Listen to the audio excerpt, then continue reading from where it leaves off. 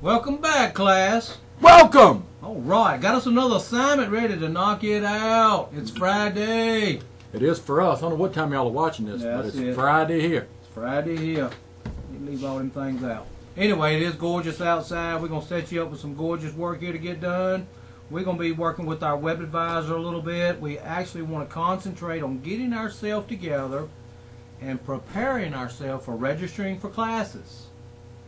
So that means we're going to Web Advisor. From the HCC menu, we're going to scroll all the way to the bottom and click on Web Advisor.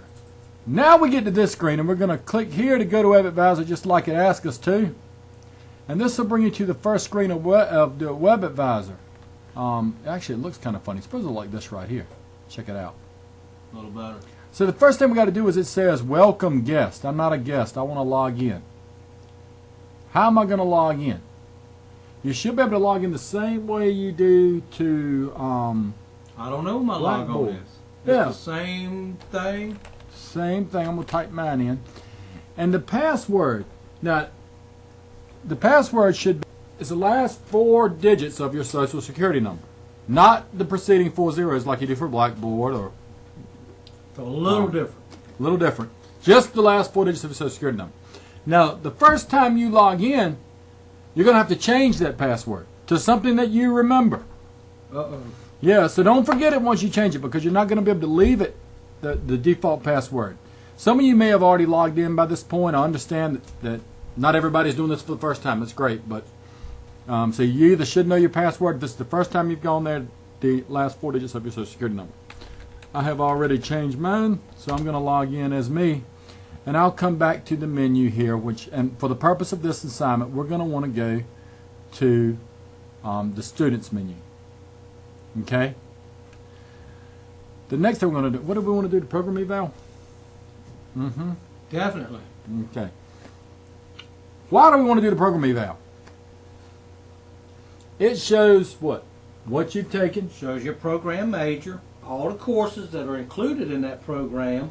It'll show you the ones that you're currently in, and if you are that student that's been here for a few semesters, it shows a lot of courses that have been taken, and the grades are actually there. But actually for the new students, your courses that you're taking now will show an IP to let you know that you are actively in that course and you have the remaining list of courses to complete your program. So as we prepare for the upcoming registration period in which we'll be registering for spring 2014 courses. I forgot. It's late November, I think. That's right. So when we start preparing for those courses, we're going to want to know what we have taken and what's left on our tracking sheet to take. And then once we look at that tracking sheet, we're going to want to know when those classes are offered and what times we can take them. So right now we're going through what classes do I need and what classes can I take in the upcoming semester. So let's click on Program Evaluation. I'm going to go here. And your active program should be right here listed for you. Okay, I'm not an active student, so mine doesn't show up. But I can give you what you're going to do. So you click on choosing the program you want to evaluate, whichever program you're currently majoring in. And then what you want to do is select, you can select all, or most of the time we leave that set on registered, pre-registered. So then you'll click Submit. Now you should see a screen that looks something like this right here. Okay? We blacked out the names. We don't want to give anybody's name away here. And we've just taken a look at a student's current eval screen. Let's make this a little bigger for you and move it around a little bit so we can talk about the top section. Might be a little bit too big. This is where your name should be, your email address, your major, in this case is Automotive Systems Technology student, and then your advisor's name would be here. We blocked that information out to keep from identifying the student. And then right here what we see is the credits that we have taken and our GPA so far. Okay? So it'll show us what we need to be taken. As I scroll through this, you'll be able to see down here that this student has an English 111 and English 114. They need a course in both of those. So that means they haven't taken a course there at all. Okay? Now, let's go back and look at the tracking sheet just momentarily. I say tracking sheet. They also call it a program completion guide. They're used interchangeably. We used to call it a tracking sheet, but Yep. now it's a program completion guide. So if you remember from a previous assignment, we had our we went and got our program completion guide. That was like week 2, wasn't it? It's been a while back. So you should still have that, and it's going to be pretty critical to you when you go to register, because what you're looking at is these are the courses I need to graduate. All right, which ones have I taken, and which ones do I still need to take? Now we saw from that last screen, this student does in his program have to take an English 111 course. That student also later on has to take an English 114 course.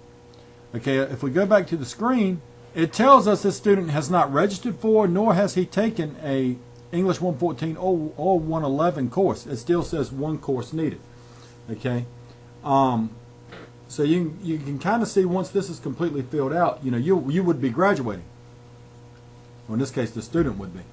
What's it look like when he's already taken a course? Well, I'm gonna have to scroll this thing over just a little bit, and let's take a look at over here.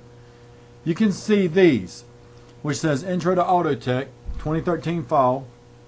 It says IP. What's that mean? IP, if you look at the key on here, it means the course is currently in progress, which means you don't have a grade, but you're currently taking that course. So as I look at that, I say, well, if I want to go back and fill out my tracking sheet, I could pull that back up and say, you know what? AUT 110, I'm currently taking. No need for me to register for that one again. Okay? Very good. I like this. So we could do that. You also go back here, you see he's also taking engine repair, an engine repair lab. So I can go back here and I can say, I took this too. This is in progress. I don't need to sign up for these again. What else have I taken? Manual transmissions. I've taken that. I can scroll to, where's that? Oh, that's in the second year. So now I'm pretty much filling out my tracking sheet and my program completion guide so that I can see when I've taken these classes and what I've already taken. Now I'm getting organized, so maybe I'm a new student and I can keep a track of what I'm doing and use my advisor to assist me in this progress. But as young adults, we can take some of this duty on ourselves and make sure that we're taking the classes that we should be taking. Because as you can see, we'll be working on his Fall 1 classes now, and we should be progressing to Spring 1 classes for next semester, because a lot of y'all are going to find out that you're going to have to take these in a particular order, because a class may be offered in the spring that is never offered in the fall. So if you miss it, it means you got to go all the way around to the next semester to pick it back up. And then like our English example, we've got to do English 11 before we can take English 14. So we got to keep these things in mind. And we noticed that there also, this program completion guide is a suggested plan of study. That's exactly what it is, suggested. Your advisor may have some information, knowing, like for us in automotive, we know that we're only going to teach these courses in the fall, the ones I've got highlighted right here. But the ACA 111, the CIS 110, 111, Math 115, that stuff is usually found on the schedule every single semester. So if you didn't get it in the fall, you can probably take it in the spring. If you didn't get 110 in the fall, we're not going to offer it again until the next fall. So just because this English course is in the spring doesn't necessarily mean you can only take it in the spring. Exactly. Thank you. So usually your major courses, anything that's in your major, whether you're in business or whatever, business, economics, accounting, if you follow that tracking sheet, usually those accounting courses or those business courses are only offered in particular semesters. But your Englishes, your humanity electives, your maths, your computer courses, that stuff can usually be found every single semester. So when you're planning out your track and what you want to take for next semester, make sure you know that some of that stuff you may take out of sequence. As long as you get it and it's on the schedule that semester and you can fit it into your schedule, you can take it that semester. Okay? Very good. And the spring schedule will be coming out in a few weeks. That's why we want to go ahead and familiarize you with this.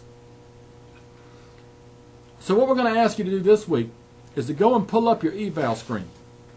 And we want you to take your program completion guide that you should already have from the previous week, and we want you to fill that program completion guide out with everything that you've had up to this point, and send us a file that shows us this program completion guide with the blank courses that you no longer need. So basically, you're going to fill it out just like we have. You're going to go down and put in, the semester you took the course, and if applicable, the grade you made in, if you want to include that. But definitely, we want to see that you've gone through and you've figured out what you've already taken, and also what you plan to take during the upcoming semester. Now, once the schedule comes out that shows us which days and times it's going to be offered, you can go back and look. Well, I wanted to take this, but can I fit all those time-wise into my schedule? We may need to make an adjustment at some point. For example, this student here. Well, this student here did not take math during its first semester. Okay? So what this student may want to do is say, you know what? I may want to take this course next semester. So I'm just going to write in here 2014 spring. Okay? So if I can get that course on my schedule, I'd love to take it. Now, all these automotive courses, since I know they're only offered during this particular semester, I'd like to take every single one of these. That's really what I want to do. So now I'm looking at 2014 spring for every single one of them, right? Boom. Okay. Oh, and one more. I missed that one, didn't I?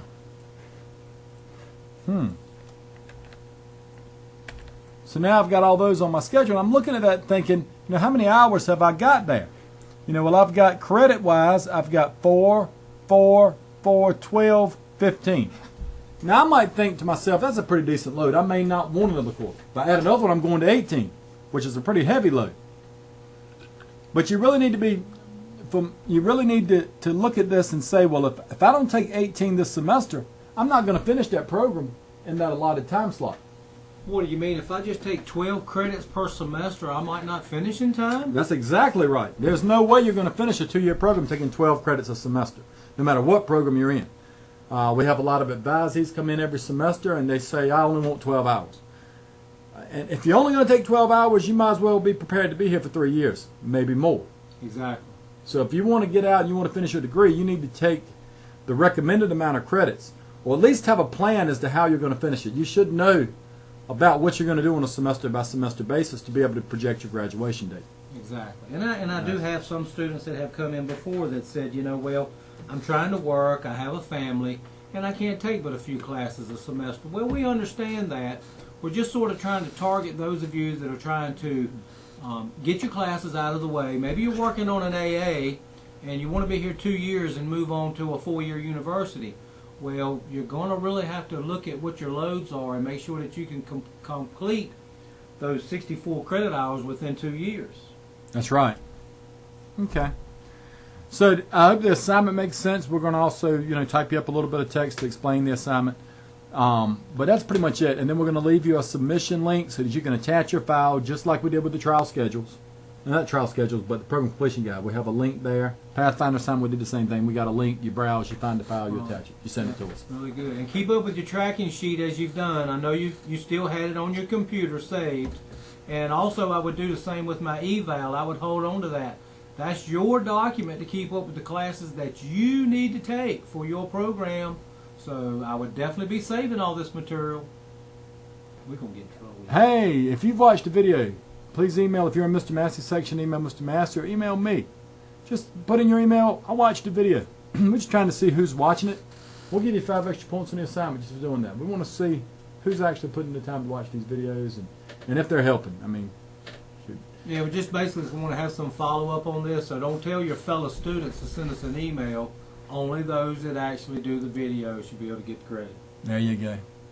Y'all have a great week, and we look forward to seeing your work. Thank you.